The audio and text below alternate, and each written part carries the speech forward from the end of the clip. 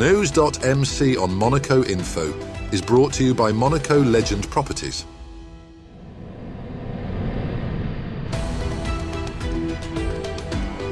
Bringing you news on Monaco's economy, culture, sports and more. Welcome to NEWS.MC, your English rendezvous on Monaco Info. Coming up on NEWS.MC, discover past week's top stories and meet the people who make Monaco. I'm Alessia Castelli, I'm a founder and editor-in-chief of Monaco Woman magazine, and you're watching News.MC on Monaco Info. What's been making headline in the past week? The inaugural Monaco Athletics Festival proved a big success, bringing elite high jumping to Port Hercule in a spectacular setting on August the 6th. Conceived by Olympic and world champion Mutaz Barshim in partnership with the Monegasque Athletics Federation, the event combined world-class sport with an intimate atmosphere, music and enthusiastic crowds watched over by His Serene Highness Prince Albert II. American Juvaughan Harrison claimed victory with a world-leading clearance of 2.34 meters, edging compatriot Tyus Wilson after a thrilling duel. Harrison improved his season's best by 11 centimeters, while Wilson's 2.30 meters ranked as the year's sixth best performance. Despite injury limiting Barshim to a single jump, the first edition was widely hailed a success and could become a permanent fixture on the International Gravity Tour calendar. The Piedon Circus has returned to Monaco's Fontvieille on August the 6th, delighting audiences with its blend of acrobatics, animal acts, and family entertainment. Describing itself as the world's smallest circus, the sixth-generation family troupe has been touring France for more than a century. Led by William Piedon, just 6 performers present a diverse 90-minute show that demands remarkable versatility and skill.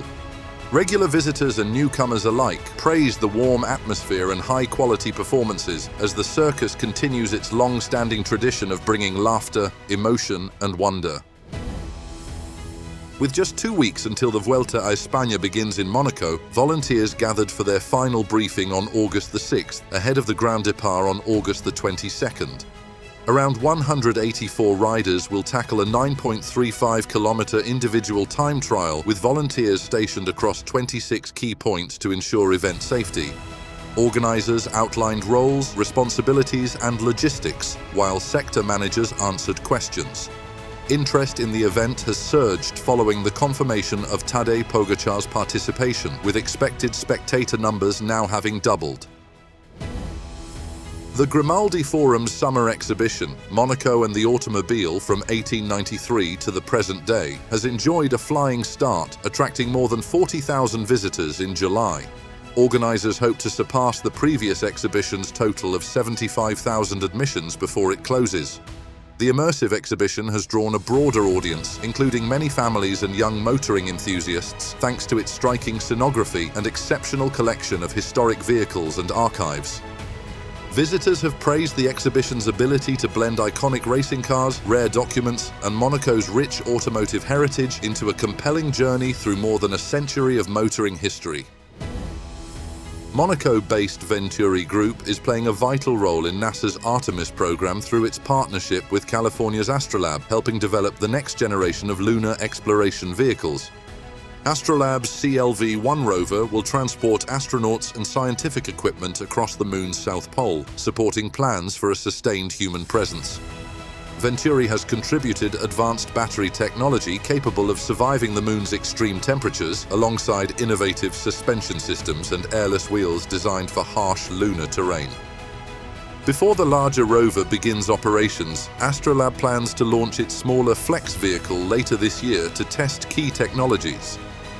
The collaboration highlights Monaco's growing reputation for engineering innovation on the global stage and its contribution to the future of space exploration.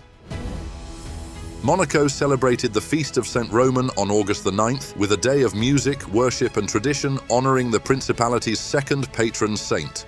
Festivities began with a procession through Monaco Ville featuring traditional Monegasque and European music, before a mass in the Monegasque language at the cathedral and a procession to the Saint-Martin Gardens. Around 400 people took part in the celebrations, which also highlighted the importance of passing local customs to younger generations. Monaco's tourism sector maintained strong momentum throughout July, with hotel occupancy matching last year's levels despite global economic uncertainty. Visitors from the United States remained the Principality's largest international market, followed by France, the United Kingdom, and Italy. Although arrivals from the Middle East declined, overall performance remained stable. Officials noted that August bookings are increasingly made at the last minute, reflecting changing travel habits. Meanwhile, Monaco's cultural attractions continue to perform strongly, with the Grimaldi Forum's summer exhibition attracting record visitor numbers and museums enjoying sustained public interest. Monaco is urging more people to donate blood as demand continues to outstrip local supplies.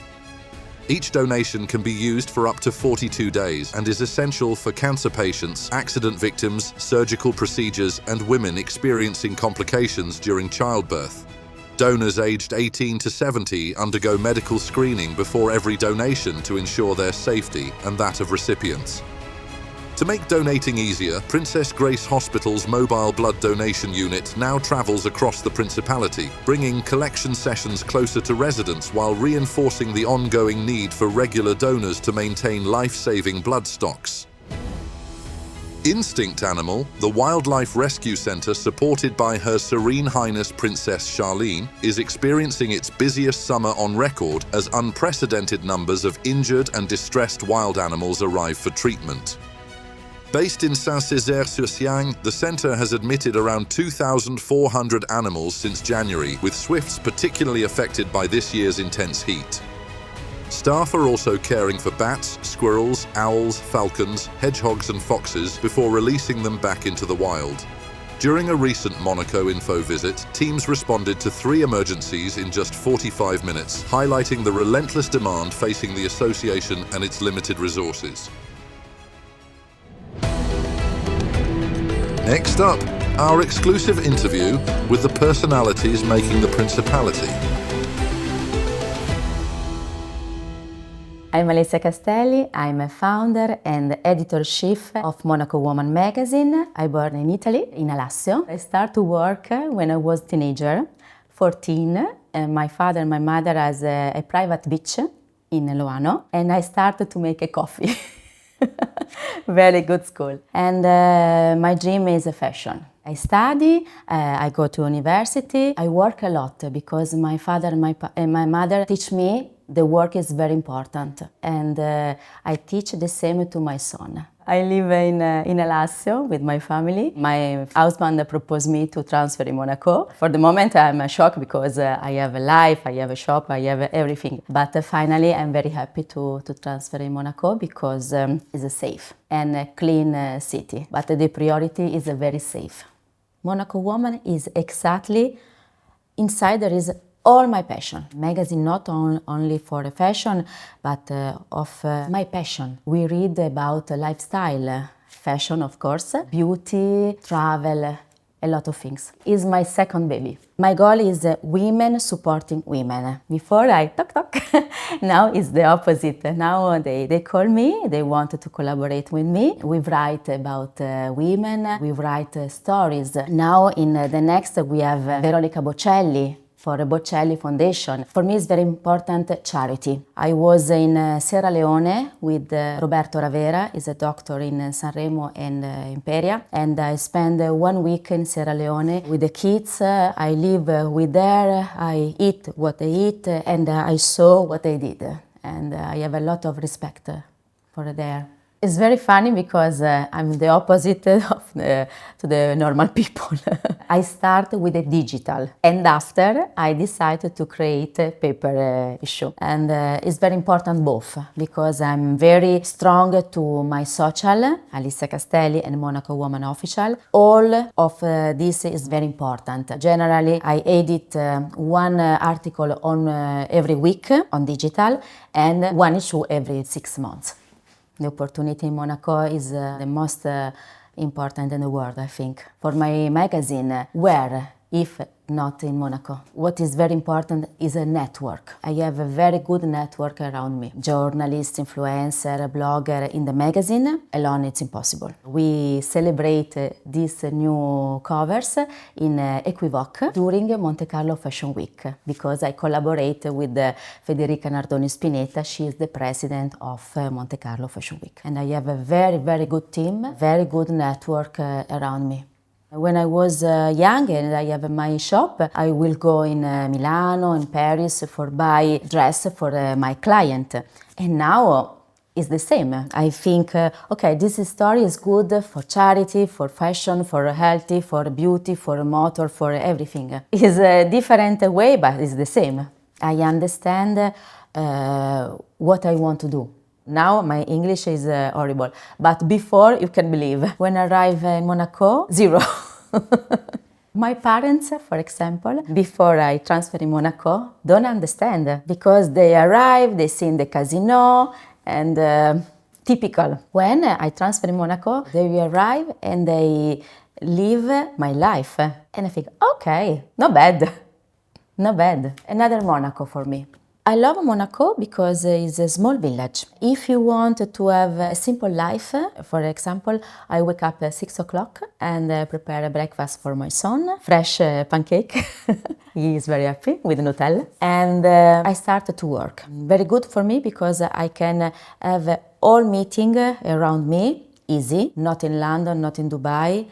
The distance is, wow, crazy distance. In Monaco is, I walk every day. And you can visit gallery. 2 days ago, I visit all gallery in Monaco because we are in the Monaco Week Art. And finally, we went in Villa Paloma. It's the first time in my life.